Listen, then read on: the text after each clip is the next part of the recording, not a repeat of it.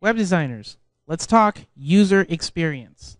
Now, before I get into it, if you don't know what user experience is, watch this video by Will from SquareWeave.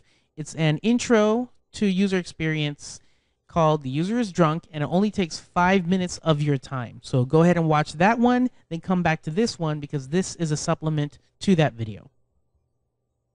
Okay, you done? Good. Now, user experience is actually users' emotions.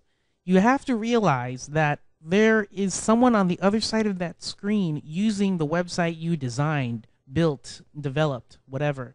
You have to realize that people's emotions are invested into websites because you are taking their free time away and they need to get something in return.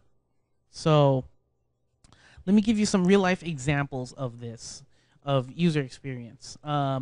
Will might have said something about an automatic sliding door for auto login. Yeah, so imagine you're going to a supermarket and you go towards the door and the sensor doesn't pick you up and you're like, oh, okay, so I have to back up and try again.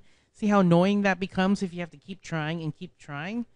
Yeah, that's one example. Pop-up modals is like going to a mall in that big walkway. There's like these kiosks in the center of the walkways, and then there's salespeople like always trying to vie for your attention. It's kind of like that. It's like, oh, I'm trying to get to this content. Please get out of my way. You know, another bad pop-up modal experience that I see that's happening a lot nowadays is you go to some random blog, and next thing you know, it's like going to a store, and the first thing the clerk says is, hey, give me your Facebook name. And you're like, no. And he's like, no, you can't come into my store until you give me your Facebook name, your age, your full profile. Oh, and also let me take a look at all your pictures. And when you do that, I'll let you in. It's like, who would do that? All right? It's so lame, and it just annoys people. Okay? Responsive design is just like going to a restaurant, a burger joint called Smash Burger, and a lot of restaurants do this too. When you, while you're waiting in a long line, there's a menu at the entrance. Okay, so there's a little menu, so you don't have to wait until you get all the way to the front to the cashier just to make your order, so you can see the big menu behind the cashier.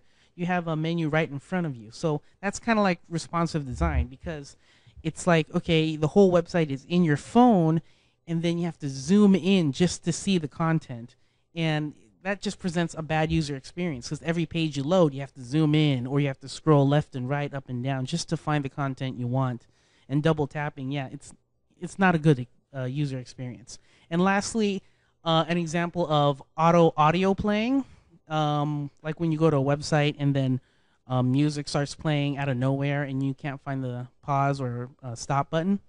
Imagine yourself getting into a car for the first time, like say test driving a car, and the stereo is up to max, but you don't know it. And then you turn on the car and then boom, so much audio. And it's like, you know, annoying. So these are real life emotions that you're playing with if you're a web designer. So use that golden rule.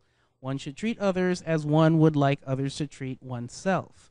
If you want to go to a website and have a nice experience on it, and if you're going to build one yourself, make that experience as well. Make everyone happy.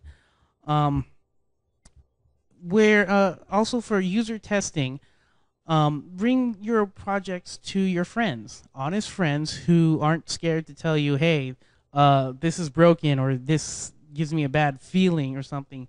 Let their emotions come out so you can learn from them. Because, again, you want to treat your friends nicely, and if you're going to make a web project for everyone in the world, treat them nicely as well.